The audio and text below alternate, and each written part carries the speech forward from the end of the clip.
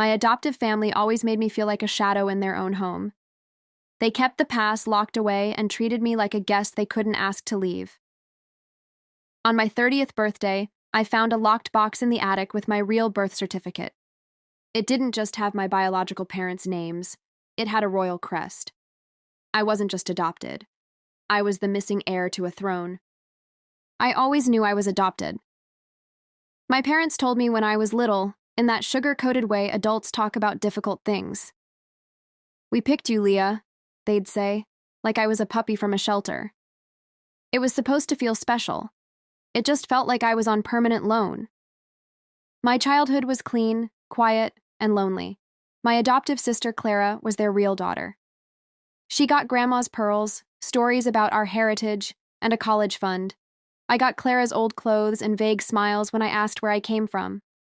"It was a closed adoption, sweetheart," my adoptive mother would say, her voice final. Some stories are better left untold. But some stories refuse to stay buried. On my 30th birthday, my mom asked me to bring down the Christmas decorations from the attic. Buried behind dusty trunks and forgotten furniture, I saw a small, elegant wooden box. It was locked, but the key was taped underneath. My hands shook as I turned the key. Inside weren't ornaments or old toys. They were papers, official documents.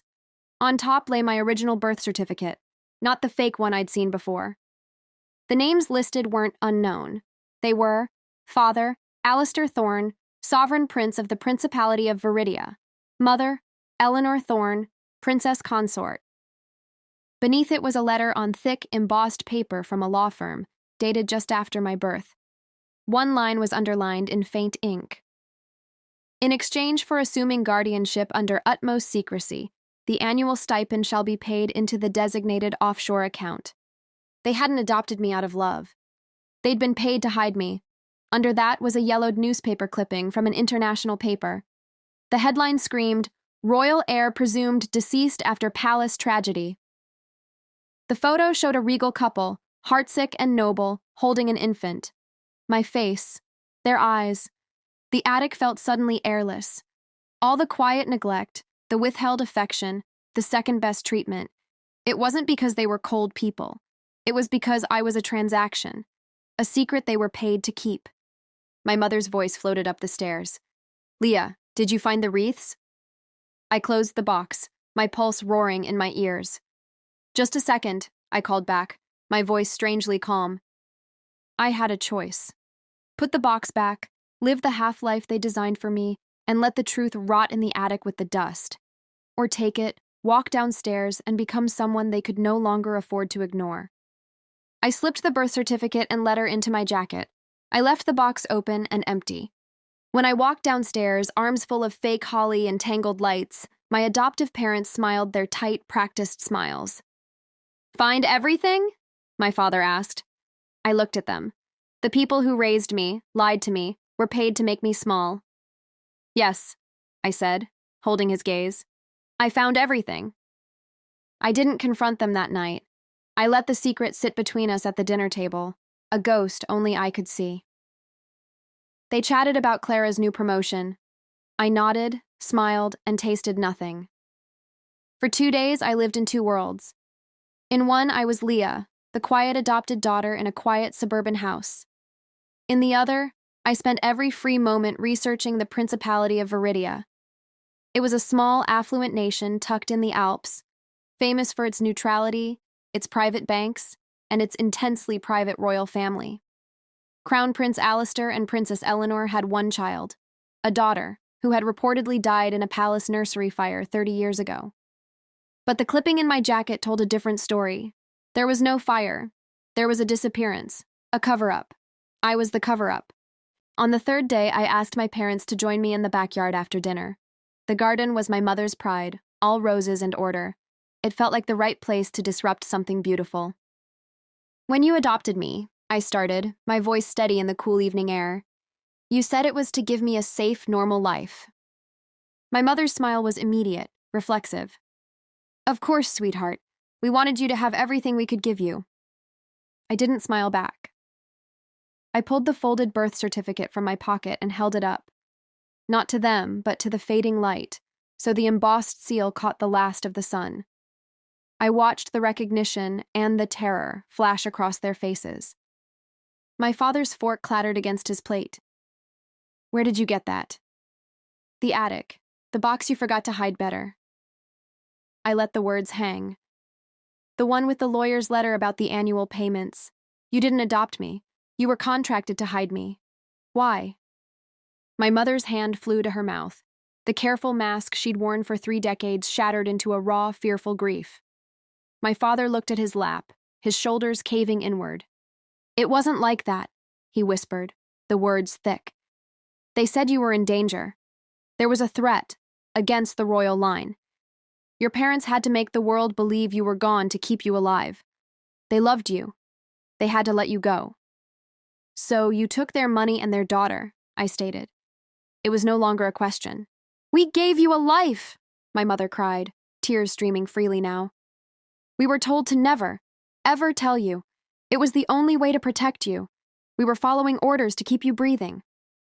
"Orders from who?" My voice was calm, a stark contrast to her trembling. "The lawyers? The palace?" My father finally met my eyes, his own glistening with a shame so deep it looked like physical pain. "A man named Alistair Grant. He was the head of royal security. He arranged it all, the new identity, the story, the funds. He said if the secret ever got out, your life would be over, and probably ours." The coldness of my childhood suddenly made sense. It wasn't a lack of love. It was a climate of fear. They were my guards, not my parents. "Where is Alistair Grant now?" I asked. "He passed away almost a decade ago," my mother said, wiping her cheeks with a napkin. "The payments stopped. The connection died with him. We never heard from Viridia again." I looked at these 2 people who had raised me inside a beautiful, suffocating lie.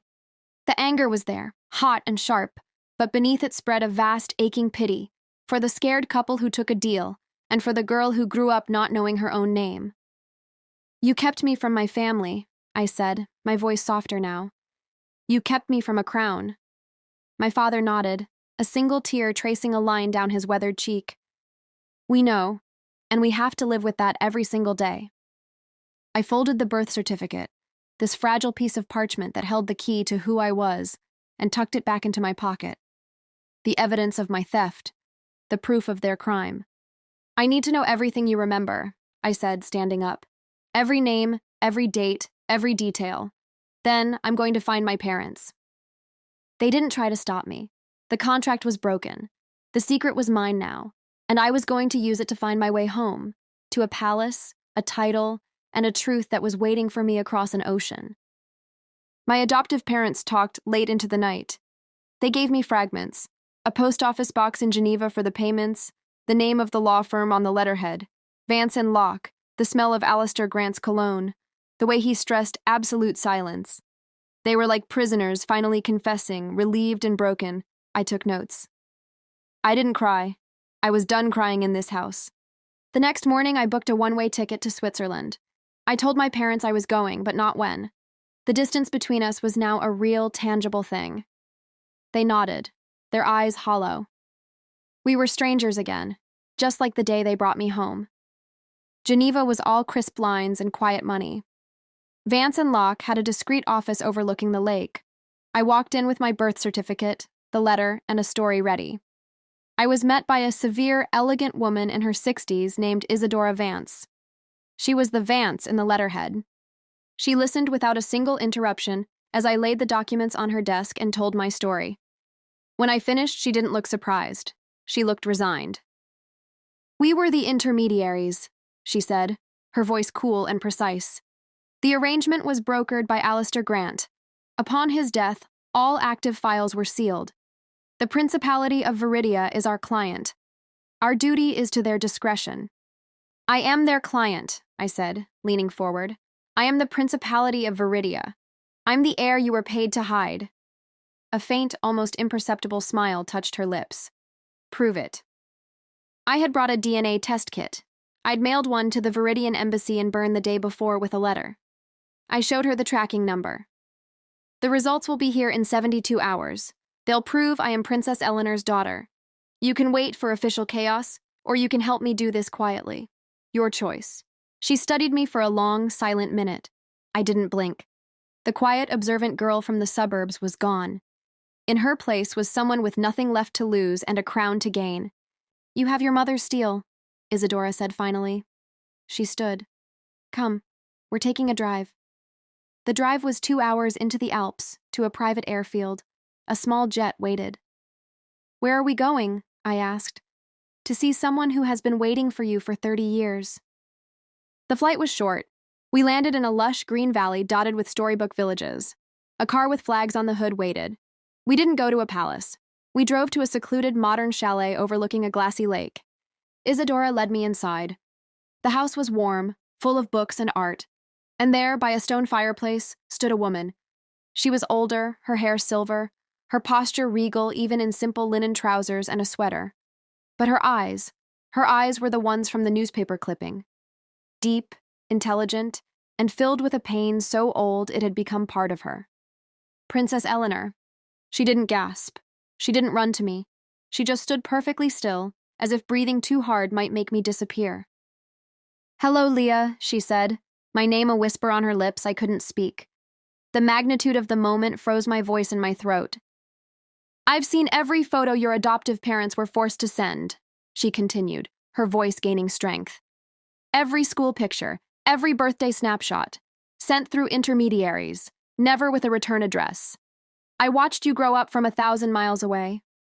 A single tear escaped, tracing a clean line down her cheek. You have your father's smile. That broke the dam. Why? Was all I could manage. My own voice choked. Why did you send me away? Because they tried to kill you, she said, the words stark and cold in the cozy room. A faction in the court who opposed our line. They planted a bomb in the nursery. It was diffused, but the threat was made. We had to make the world believe they had succeeded, that our daughter was dead. It was the only way to save your life. She took a tentative step forward.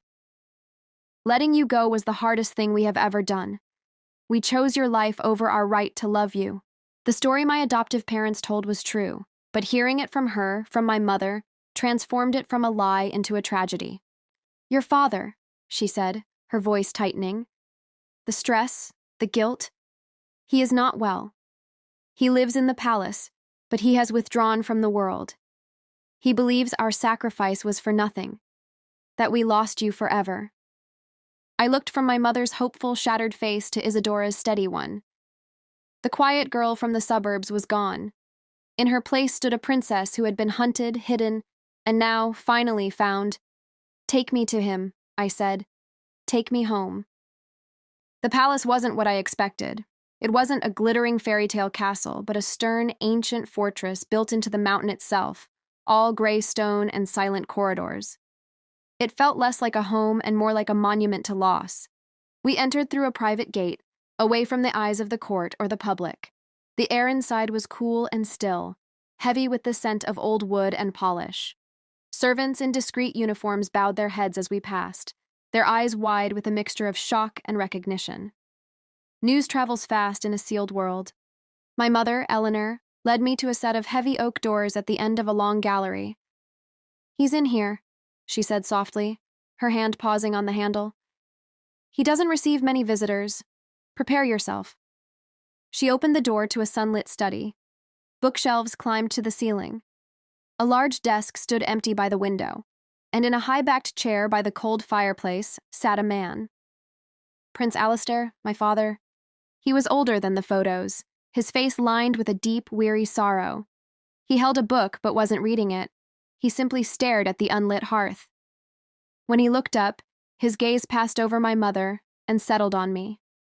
There was no shock, no outburst, just a slow, profound dawning, as if he'd been waiting for this moment every single day for 30 years and had finally run out of hope that it would come. Alistair, Eleanor said, her voice trembling with a hope so fragile it hurt to hear. Look.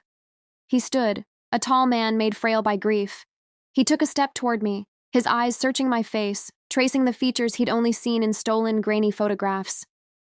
Lena, he whispered, the name a ghost on his breath. It was the name they'd given me at birth, the name they'd buried. It's Leah, I said, finding my voice. But yes, it's me. He didn't embrace me. He reached out and very gently, as if I might vanish, took my hand. His own was cool and trembled slightly. They told us you were safe. They told us it was the only way. But they never told us it would feel like this, like a death inside your own chest. The raw pain in his voice was the most honest thing I'd ever heard. All the coldness from my adoptive home, all the confusion, it crystallized into a single, sharp point of understanding. My disappearance hadn't just protected me, it had broken them. I found the box in the attic, I said. I found the truth. A sad, almost smile touched his lips. You have your mother's curiosity and her courage. He finally released my hand, turning to look at the portrait over the fireplace, a painting of the three of us, from just before I was taken. A happy family that only existed in oils and memory. The court believes you are dead. The official story is a tragedy. To reverse it now, it would be a political earthquake. The same factions that threatened you still linger in the shadows. I'm not here to cause an earthquake, I said, looking from him to my mother. But I'm not going back into the shadows either. That evening, a small private dinner was held in the family quarters. Just the three of us. They asked me about my life, the small normal things, school, friends, my love for old books and rainy days. They listened like starving people to a feast. I was giving them back 30 years of memories they'd been robbed of. As dessert was served, Isadora Vance entered quietly. She bowed her head. Your Highnesses, the DNA results from the Bern Embassy have been confirmed and delivered to the Royal Archivist. The proof is official and sealed. My father nodded, a new light entering his eyes. The grief was still there, but it was now joined by something else. Purpose. Then it is time, he said, his voice regaining a thread of its old authority. We cannot announce her return to the world yet. The threat must be assessed. But she cannot be a ghost in her own home either. He looked at me. Tomorrow, you will meet the Sovereign Council, the 10 most trusted advisors to the crown. They will see you. They will know the heir has returned. From there, we will decide our next move. My mother reached over and covered my hand with hers. Her touch was warm, sure. You are home, Leah. Now we must learn how to be a family again, and you must learn how to be a princess. Later, in the grand bedroom that had been prepared for me, a room that had been kept empty, they told me, for 3 decades, I stood at the window. Below, the lights of the capital city twinkled in the valley. This was my country, my people, my legacy. I thought of my adoptive parents in their quiet, fearful house. The lie was over for them, too. They were finally free. And I was finally found. Not as Leah, the adopted daughter, but as Lena, Crown Princess of Viridia. The missing piece had returned, and the whole picture was about to change. The meeting with the Sovereign Council was held in a circular chamber deep within the palace, a room designed for secrets. 10 men and women, the oldest and most trusted minds in Viridia, sat around a stone table. When I entered with my parents, the air tightened. Some looked shocked. A few had tears in their eyes. One, an older general with a stern face, simply nodded slowly, as if a long-held suspicion had been confirmed. My father did not mince words. The threat against our daughter's life 3 decades ago forced us into an unspeakable choice. We let the world believe she was gone to keep her alive. That season of hiding is now over. Our heir has returned. He did not ask for their approval. He stated a fact. The Crown Princess was home. There was no debate, only a solemn, unanimous oath of renewed loyalty and secrecy. The return would not be public, not yet. First, security would be restructured. The shadowy factions that had once moved against our family would be quietly identified and neutralized. I would be prepared, trained, and gradually introduced to the life I was born to lead. My training began the next day. It was not about waving or etiquette. It was intensive. History, law, economics, defense strategy with the general, languages I'd only heard in movies. My teachers were the council members themselves. I learned why my small country mattered on the world stage, and why my existence was both a hope and a threat. Weeks turned into months. I split my time between the palace and the secluded chalet where my mother preferred to live. With her, I learned the human side of royalty, the weight of duty, the loneliness of command, the art of reading a roomful of ambassadors. With my father, slowly emerging from his chamber of grief, I learned about strength. True strength, he said, was not in never being afraid, but in moving forward even when you are terrified. A year after I walked into the attic, the council decided it was time. The internal threats had been carefully dismantled. The story was crafted. The princess, tragically believed lost, had been raised in secure seclusion abroad for her own protection. Now, the nation would be whole again. The announcement was a live broadcast from the palace balcony. I stood between my parents, wearing the traditional emerald green of the Viridian Heir. My father's voice, strong and clear, rang out over the gathered thousands in the square below and across the airwaves. He told a version of the truth, of a threat, a sacrifice, and a joyful restoration. Then he stepped back and guided me forward to the microphone. The sea of faces looked up, a mixture of confusion, hope, and dawning joy. The silence was immense. I thought of the quiet girl in a suburban driveway, holding a toe sticker. I thought of the fear in my adoptive parents' eyes. I thought of the love in my mother's, and the hard-won peace in my father's. My people, I began, the title feeling both foreign and right. I have been away a long time, but I have carried Viridia in my heart every single day. I am home, and I am ready to serve. The cheer that erupted shook the very stones of the balcony. It was the sound of a country healing. Later that night, after the celebrations, I sat with my parents in their private sitting room. My father handed me a small velvet box. Inside was a signet ring, the crest of the heir. "This was yours the day you were born," he said. "We've been keeping it for you." I slipped it on. It fit perfectly. My phone buzzed. A single text from my adoptive mother. It was just a photo of the television screen in their living room, showing me on the balcony. Under it, she had written, "We always knew you were meant for more. We are so sorry and so proud." I didn't reply. I didn't need to. The chapter with them was closed, with a quiet, painful understanding on both sides. I looked out the window at the palace grounds, at my country sleeping under a blanket of stars. I was no longer Leah, the adopted daughter. I was Crown Princess Lena of Viridia, the missing heir, the quiet girl who found a box in an attic and followed the truth all the way home to a throne. The story of my disappearance was over. The story of my reign had just begun.